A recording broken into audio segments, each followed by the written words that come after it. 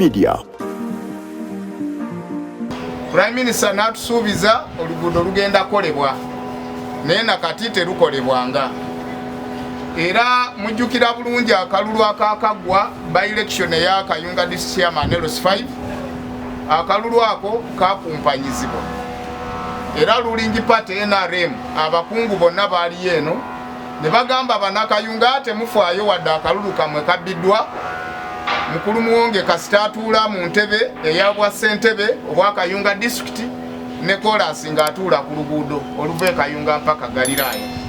Muwonge atudde mu ofiisi ntende ne Kolasi tanatuula ku luguudo ate ng'ekisanja kiggwako. Ensonga esingira ddala otumalako emirembe nti oluguudo luno lusuubizibwa emyaka kati 22. President Museveni alusuubiza okumala emyaka 22.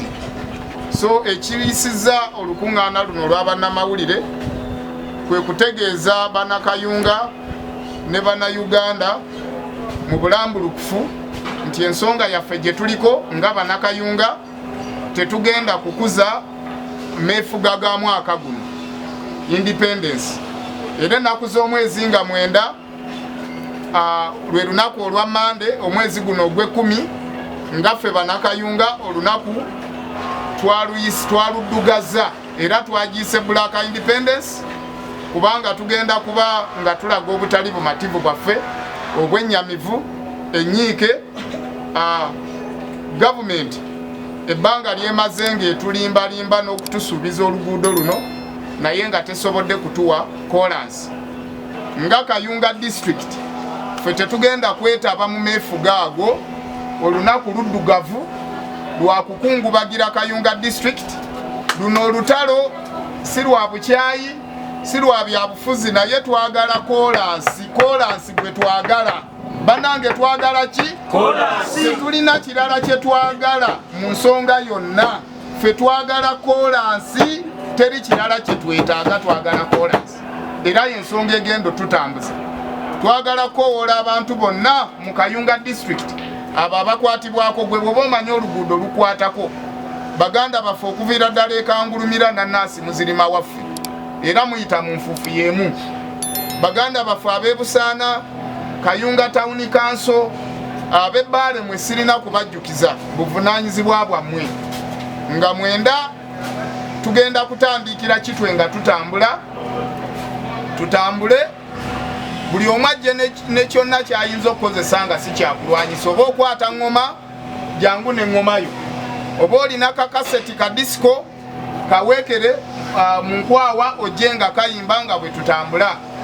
Bw'oba okoze obulungi ne butavaamu kalungi owalirizibwa okukola obubi, naye ate ffe kino kye tuliko tetukikoze mu bubi kubanga ssemateeka atuwa obuyinza okulaga obutali bumativu, okuyita mukwekalakasa mu ngeri yonna nga teriimu kuyiwa musaayi era nga temuliimu kukozesa kyakulwanyisa kyonna. Nga ofiisi z'ebyokwerinda ng'ennaku z'omwezi 25 omwezi ogwa Septemba guno twawandiikira Inspector General of Police mukulu Martin Ochola ebbaluwa eno era yagirisiivinga eri mu ofiisi ye. Etteeka litutegeeza okutegeeza ab'ebyokwerinda mu nteekateeka y'okwekalakasa okw'emirembe era twabategeeza bbaluwa mu butongole ne bagifuna era ne tuwaako kopi RPC, VPC, RDC, Giso Kayunga District, all Kayunga District local government, then relevant stakeholders. Ebbaluwa eno ne tusalawo gamba nti tetwagala bagambe tugenda kwekalakasa mu ngeri emenya amateeka. Ffe ne twagala tukuuma amateeka nga tumaze okubategeeza kubanga tuli bantu abasse ekitiibwa mu mateeka.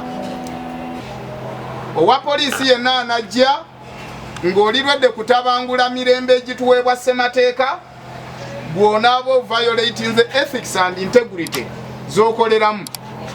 Era obujagalalo bwonna poliisi bwe mugenda okutuusa ku bantu baffe tugenda bavunaana mu mateeka ng'abantu ate tuvunaane n'ekitongole kya poliisi kubanga ffe kye tuli okola kiri mu mateeka era ssemateeka kitukkirizaako. Kakati mmwe poliisi mujje mukole ekiri opposite n'amateeka kibalambika okola. Suubira nammwe era tujja baanika, tujja kola ekisoboka n'okubaswaza n'okwewunya obuyigirize bwammwe gye mwatendekerwa, kubanga nammwe era oluguudo olulungi mulwetaagira ddala. Olwa Katonda n'ensi yange, mwebale nnyo, mwebalire ddala okumpuliriza. Okera ku makya n'okola oluguudo oluli mu Kayunga, oba omaze okuggulawo emikutu ez'enjawulo ezigatta Uganda, Central Buganda ku regions endala ezikola Uganda. Enkulaakulana y'omuntu wa bulijjo oba omaze ogikwatako, kubanga abantu baffe tebeetaaga busamambiro na busente obuweebwa abantu ba bulijjo. Beetaaga bakolera luguudo bo basobole otambuza ebirime byabwe, basobole okugenda mu malwaliro, basobole okwetuusaako saavisi zonna. So kino nno si kya byabufuzi. Tulowooza nti gavumenti yeekube mu mutima bunnambiro erabenga omuntu wa bulijjo akola afuna saavisi esaanidde. Olw'ensonga eyo njagala okwongerako nti ezze tudyekadyeka n'ebigambo bingi netuuka n'okutuuza omuntu mu ntebe nga chairman wa 5 bwe bataalonda, naye ng'eteekawo embeera ey'okulaga nti bagenda tukolera oluguudo. Era mu kaseera kano tulaba ng'ekisanja kigenda kuggwako era nga twatukoledde luguudo luno, kitegeeza baleseewo kanyeebwa kaabwe era omulundi oguddako bakomewo ate era baddemu bakole ki, boogere ekintu kyekimu. Olw'okuba tulina obwetaavu tujja kusigala nga tulowooza nti ly'essuubi lyaffe era twongere tubawe obuyinza batutwale mu maaso. Naye njagala obategeeza nti mu kaseera kano ng'abakyala tugenda kubasimbira nakakongola, tugenda kuddamu bawagira okutuusa nga batuukiriza obuvunaanyizibwa bwabwe nga gavumenti. Batusindikira ba investors ne bajja ne bateekayo factory, ne bateekayo ebikajjo agamotoka gangi. Bw'obanga batusindikira ba investors nga tutwala abantu batono kati ne boka lwaki tibatuyamba ne bakola oluguudo. So tufuddeyo ffe ng'abasumba tugenda kukwekalakasa n'okusaba nga tukabira Katonda ku lw'eggwanga laffe oluguudo lwaffe lukolebwe, kubanga amaziga fwe tukaba amaziga gaffe gatuuka butereevu eri Katonda. Era mbadde nsaba gavumenti banadini tusemunye ekitiibwa, kubanga ffe tetumanyi kukwata mundu naye ffe tumanyi tulopa ate okulopa kwaffe kuba kwa mutawananyo. So mbadde nsaba okitiibwa pulezidenti n'abakulu abakwatibwako bonna muveeyo mutaase ensonga ya Bbaale galiraya oluguudo.